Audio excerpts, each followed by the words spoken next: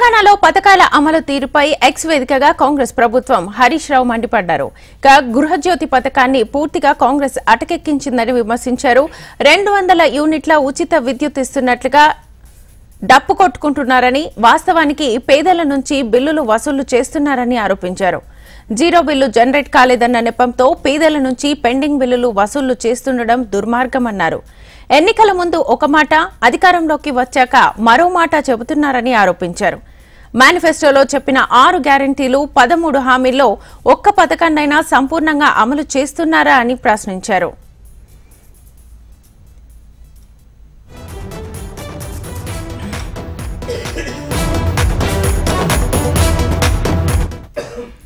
తెలంగాణలో పథకాల అమలు తీరుపై ఎక్స్ వేదికగా కాంగ్రెస్ ప్రభుత్వంపై హరీష్ రావు మండిపడ్డారు. గృహజ్యోతి పథకాన్ని పూర్తిగా కాంగ్రెస్ అటకెక్కించిందని విమర్శించారు. 200 యూనిట్ల ఉచిత విద్యుత్ ఇస్తున్నట్లుగా డప్పు కొట్టుకుంటున్నారని, వాస్తవానికి పేదల నుంచి బిల్లులు వసూలు చేస్తున్నారని ఆరోపించారు.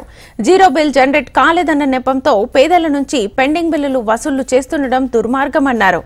ఎన్నికల ముందు ఒక మాట, అధికారంలోకి వచ్చాక మరో మాట చెబుతున్నారని ఆరోపించారు. మేనిఫెస్టోలో చెప్పిన 6 గ్యారంటీలు, 13 హామీల్లో ఒక్క పథకాన్నైనా సంపూర్ణంగా అమలు చేస్తున్నారా అని ప్రశ్నించారు.